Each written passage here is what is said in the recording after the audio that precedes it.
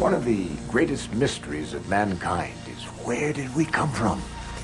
Scientists and philosophers alike have pondered this elusive question and put forth many explanations. But in truth, no one really knows. Good evening. I'm Charlton Heston. In their search for answers, scientists gather evidence and develop theories based on what they observe. But sometimes evidence turns up that completely contradicts this. Footprints resembling modern man's were discovered in Texas, side by side with dinosaur tracks. Does this mean that man lived millions of years ago, at the time of the dinosaur? These 70-ton blocks were somehow transported to the Peruvian mountain temple of Ollantaytambo. The only source of this red granite is 5 miles away on the peak of another mountain. Ancient maps have been discovered which correctly depict the continent of Antarctica centuries before it was discovered by Europeans. Some claim this is evidence of a technologically advanced culture that existed before recorded history began. Tonight we'll examine these and other controversial findings to see if what we're being taught about the origins of man is supported by the evidence.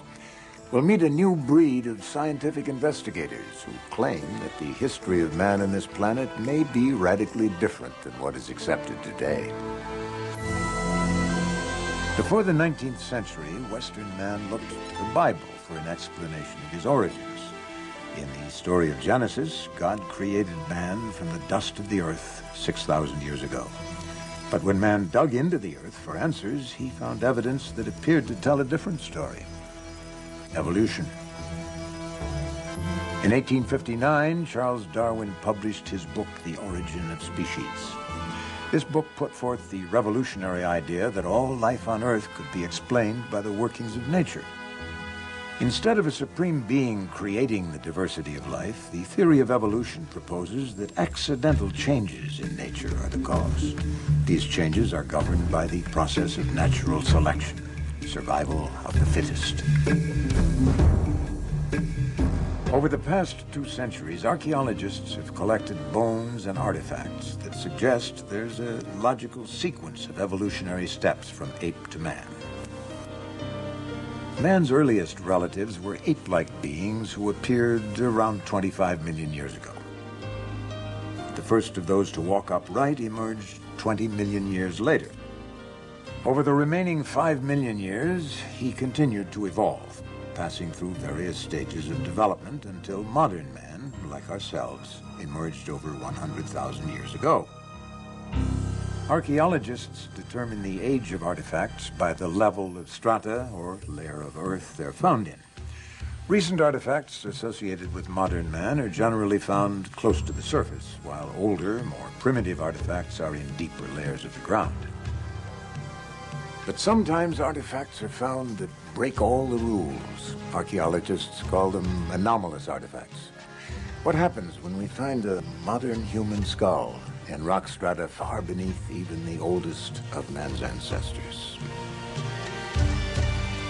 In their controversial book, Forbidden Archaeology, Michael Cremo and Dr. Richard Thompson have documented hundreds of these anomalous artifacts which have yet to be explained.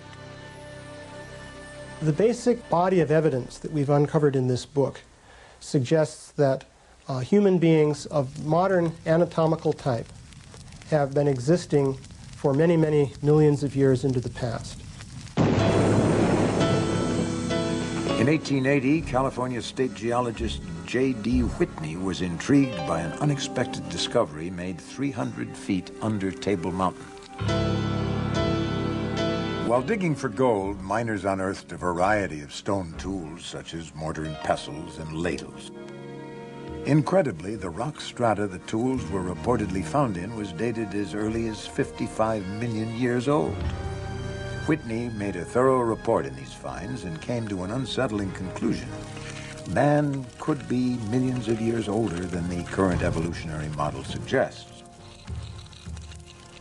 This bizarre evidence seems to have been well documented, yet the general public and many within the scientific community are unaware of these controversial finds.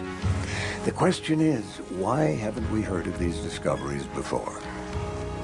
Oh, I think we're talking about a massive cover-up. As I said, over the past 150 years, these archaeologists and anthropologists have covered up as much evidence as they've dug up, literally. Basically what you find is something we call a knowledge filter. This is a fundamental feature of science. It's also a fundamental feature of human nature. People tend to filter out things that don't fit, that don't make sense in terms of their paradigm or their way of thinking. So in science you find that evidence that doesn't fit the accepted paradigm tends to be eliminated. It's not taught, it's not discussed, and people who are educated in scientific teachings generally don't even learn about it. Conventional theory states that modern man originated in southern Africa around 100,000 years ago. From there, he migrated north into Europe and southern Asia, continued through Asia, and crossed the Bering Strait into the New World around 30,000 years ago. He then came down through North America and finally arrived in South America around 15,000 years ago. Yet numerous artifacts have been found across North and South America that are so old they threaten to completely overturn this theory. According to geologist Virginia Steen McIntyre, she was silenced at the height of her career because of her determination to report the facts. In the summer of 1966, a collection of stone tools, including this leaf-shaped spear point, was uncovered at Hueyatlico, Mexico. To find out exactly how old the spear points were, a team of experts from the United States Geological Survey was called in to date them. When we first began to work on the Hueyatlaco site, we thought we had an old site. This was back in '66, and we thought it was perhaps 20,000 years old, and at that time that was considered a very old age for the site. We did what they call radiometric dates, which gives an actual date range, and we used two different methods to do that. One was using uranium atoms, another one was using little zircon crystals. When we finally got the dates and all the different methods we used to date it, it came out to be 250,000 years old. To tell you the truth, I would have been happy with a 20,000-year-old date. It would have made my career. It was very old for the time, but it wasn't so old that it was that controversial. People can take 20,000-year steps. They can't take steps that are over 200,000 years at one time. And I was rather naive. I thought, okay, we've got something big here, but I'm just going to stick with the date. We've got the information, we got the facts, let's get the facts out and go on from there. And I didn't realize it was going to ruin my whole career. According to Dr. McIntyre, because she stuck to the facts, all of her professional opportunities were closed off. She's not worked in her chosen field since. The site was closed and permission for further investigation was denied forever. It's not necessarily a deliberate conspiracy in the sense of some people getting together in a smoke-filled room and saying, we're going to deceive people. It's something that happens automatically within the scientific community.